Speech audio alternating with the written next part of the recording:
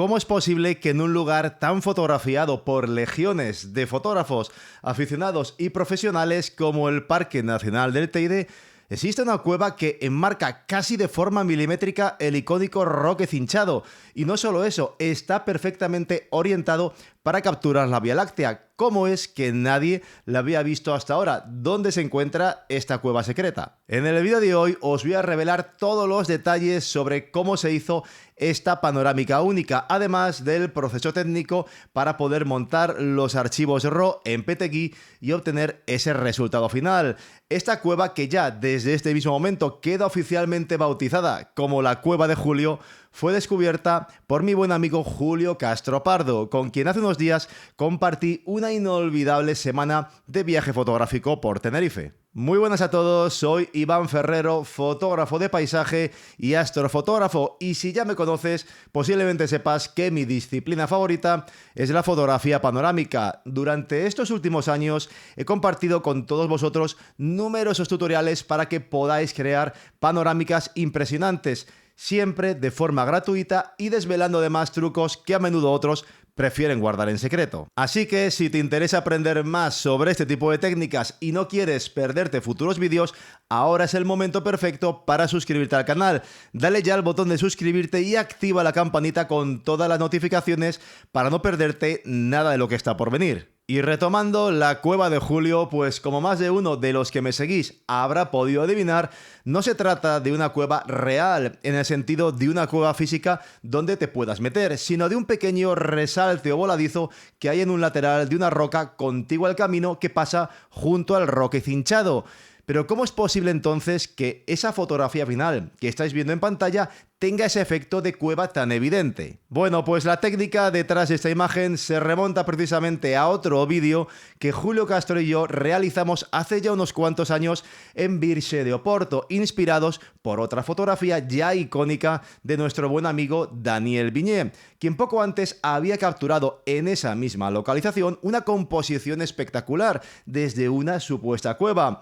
Antes de grabar ese vídeo, de hecho, hablamos con Dani para pedirle permiso para desvelar el truco que había detrás de esa panorámica.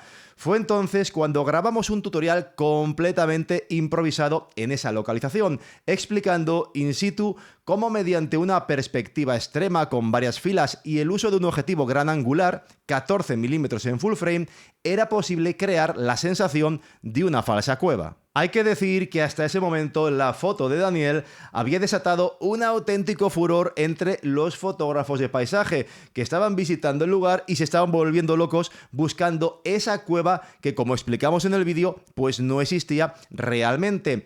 Y a raíz de la publicación de ese tutorial, ese vídeo, la técnica se popularizó enormemente y hoy en día muchos fotógrafos la aplican ya, vamos a decir, en cualquier localización, buscando siempre algún resalte, techadillo o huecos que puedan servir como marco natural para las composiciones introduciendo la cámara. Este truco consiste en pegar literalmente la cámara a una pared inclinada y capturar una o varias filas de imágenes que luego se fusionan en un software de panorámicas con una proyección específica, que ahora lo veremos.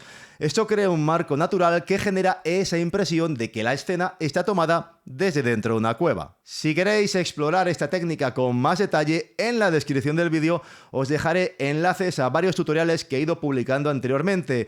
En estos se explica cómo usar tanto objetivos gran angulares como ojos de pez, incluyendo también un ejemplo que realicé después de encontrar una composición inédita en las corbeteras de Pajaroncillo con una configuración muy sencilla, con un ojo de pez APS-C y que con tan solo 4 fotos me permitía generar una cueva completa.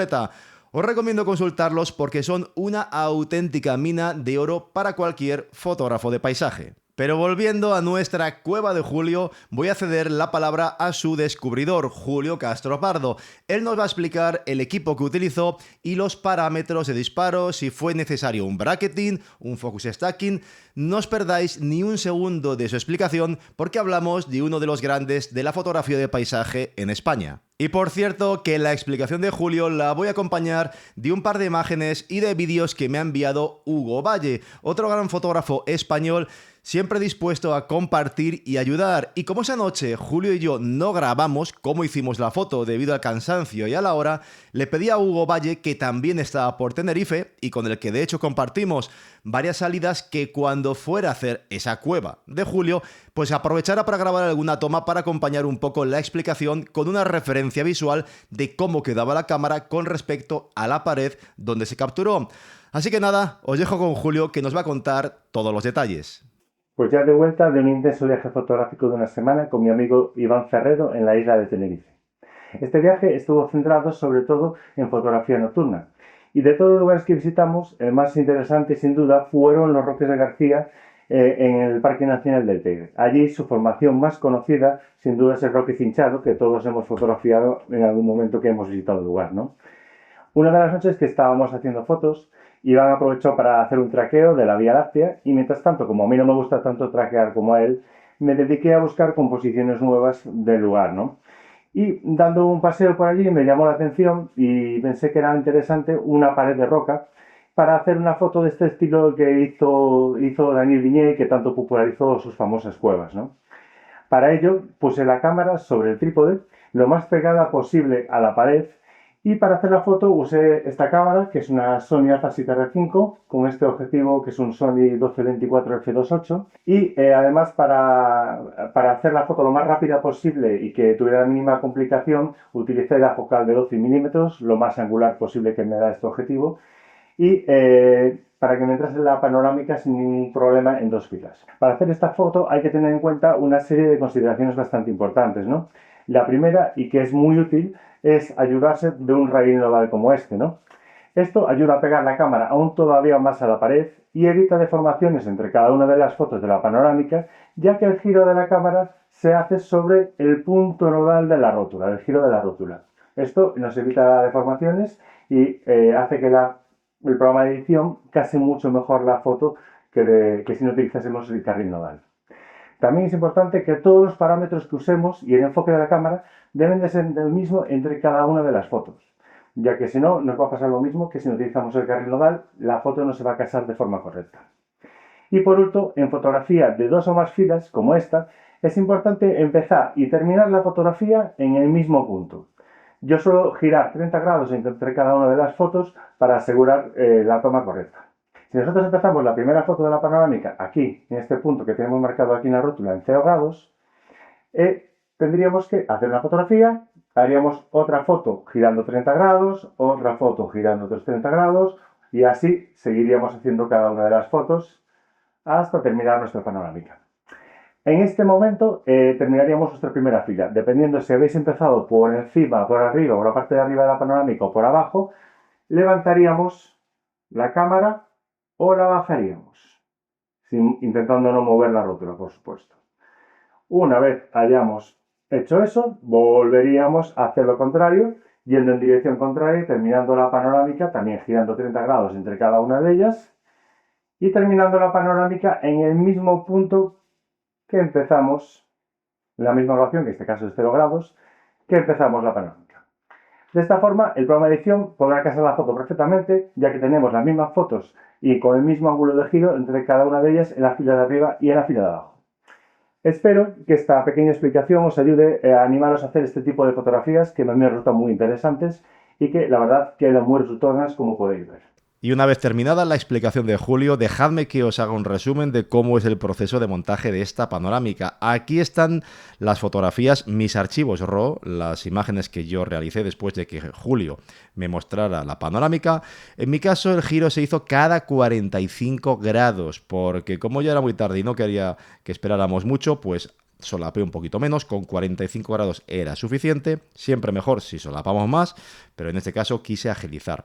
Fijaos cómo en algunas fotografías he repetido alguna de ellas, porque como había unas personas por ahí andando con los frontales, bueno, pues al fin y al cabo lo que yo quería era poder eliminar esas zonas que quedaban contagiadas de luz entre algunas tomas, ¿vale? Luego eso hay que enmascararlo en PTGui. Realmente yo aquí, ahora mismo, yo ya podría seleccionar un perfil más plano, como el Adobe Neutro, que me recupera luces y sombras, venirme a la pestaña de exposición, sombras, iluminaciones, y esto lo tendría pues bien para poder meterle aquí un poquito de enmascaramiento del detalle y reducir un poquito el ruido, o bien utilizar, por supuesto, la reducción de ruido inteligente de Lightroom o de Camera Raw. Pero la fotografía tiene un muy buen detalle y vamos, es válida perfectamente.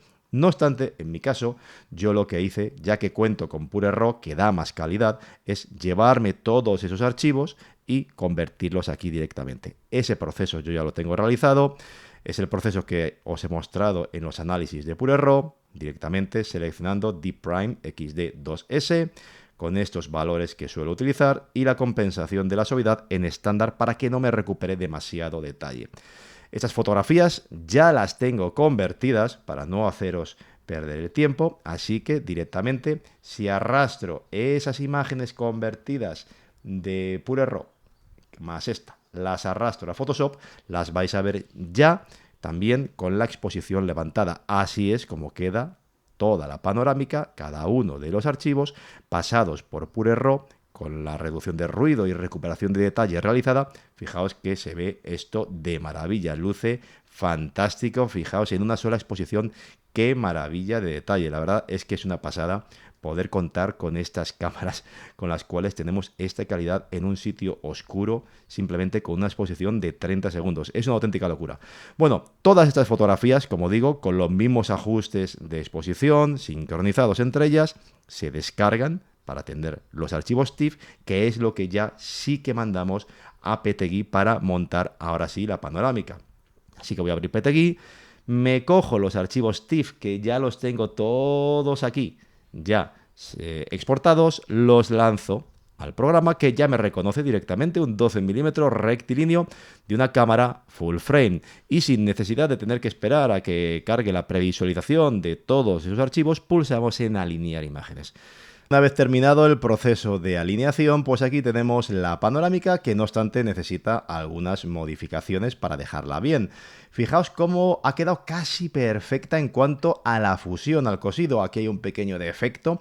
Es normal tener en cuenta, es una proyección muy extrema, la cámara pegada completamente contra la roca, entonces sería necesario para que fuese todo perfecto ajustar la pupila de entrada de la lente al milímetro y nosotros hicimos una posición aproximada con el río nodal, pero siempre puede darse en estos casos un pequeño defecto, que esto no obstante luego es muy fácil de corregir simplemente clonando un pequeño trocito después en Photoshop cuando exportemos ya la panorámica. No obstante, la primera cosa que hay que corregir es la proyección. Aquí tenemos realmente ya la cueva hecha, pero en esta parte superior no queda bien. La proyección que mejor funciona para estas cosas suele ser aquí abajo estereográfica, ¿vale? Hace esta cosa tan rara, pero no hay problema. Con el botón izquierdo tiro hacia abajo para recuperar esa zona, ¿vale? Ahí. Y ya luego es cosa de ir con el clic derecho, jugando en los laterales para enderezar todo. Esto lo tenéis explicado en los tutoriales de PTGui, que he hecho unos cuantos, así que tenéis todos los tutoriales en detalle.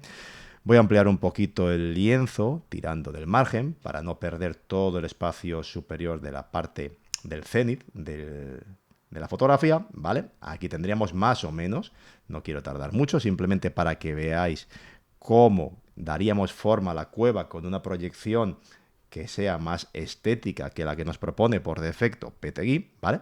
Así podría valernos como un marco básico y lo que habría que hacer no obstante también es quitar esas iluminaciones porque si os fijáis aquí tengo pues las zonas iluminadas tanto en esta montaña como en los roques de las personas que estaban andando por ahí con el frontal. Así que bueno, tan fácil como venirnos a lo que es el programa principal, a la parte de las máscaras y buscar dónde se producen esos problemas y pintar. Pinto ahí en rojo, esta parte pintaría ahí también en rojo.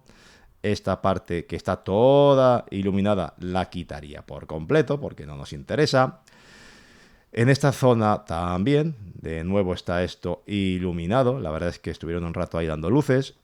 Esta parte, este trocito lo quitaría. Por aquí lo veo bien, lo veo bien, lo veo bien. Esto también. Aquí hay otro poco de iluminación, posiblemente de algún coche. Y en principio ya con esto, esta zona también la quitaría. ¿Vale? Y con esto yo creo que ya debería estar. Me vuelvo al editor de panorama y efectivamente, si os fijáis, tengo toda la panorámica ya sin ningún tipo de iluminación parásita en ninguna de las zonas. Fotografía perfectamente cuadrada, lista para la exportación y únicamente como consejo final, a veces puede ocurrir que notéis algún defecto, lo que es en la fusión. A veces puede solucionarse si os venís a esta parte de mezcla y quitáis compensación de la exposición, soluciona a veces algunos problemas en la iluminación entre tomas o encuentra la costura óptima. Probad a desmarcarlos, a veces con eso podéis solucionar algún pequeño defecto que os pueda quedar. Y antes de despedirme, quiero hacer una pausa para reflexionar sobre algo que considero fundamental, la generosidad. Y es que mientras yo estaba a unos 100 metros traqueando la Vía Láctea con el MSM Nomad, Julio vino a mostrarme en cámara esa panorámica única que acabáis de ver para que pudiera hacerla yo. A pesar de ser ya más de las 4 de la mañana, vino y me la mostró y esperó a que la repitiera. Os aseguro que tras años compartiendo experiencias con no pocos fotógrafos conocidos y no tan conocidos, no todos habrían hecho algo así. Muchos habrían guardado una composición única como esa para un concurso o proyecto personal y se lo hubieran callado. Personalmente, lo que más valoro a día de hoy para decidir con quién voy a compartir momentos fotográficos es precisamente esa generosidad y espíritu de compañerismo. La fotografía, al menos como ya la entiendo, es compartir, y cuando pienso en Julio Castro o en Hugo Valle, que está todo el día también viajando por ahí y siempre dispuesto a ayudarte con alguna planificación o localización, pues no puedo por menos que aplaudirles, porque en un mundillo en el que lamentablemente está cada vez más plagado de egos y secretismos, de personas que se toman las salidas pues como una competición, creo que es más necesario que nunca poner en valor estas actitudes. Deberían ser la norma y no la excepción. Quizá algún día, de hecho, haga un vídeo hablando más a fondo de esa temática. Pero bueno, de momento hoy os dejo esta reflexión. Y como siempre, os animo a revisar la bibliografía y los tutoriales que os dejo en la descripción, a suscribiros al canal si aún no lo habéis hecho y esta vez también a seguir a Julio Castro y Hugo Valle. Sus redes están abajo porque realmente lo merecen. Y no olvidéis, dejaos un comentario en el vídeo contándome qué os ha parecido. Y muchas gracias como siempre por estar ahí y por vuestro apoyo. Cuidaos mucho y hasta la próxima.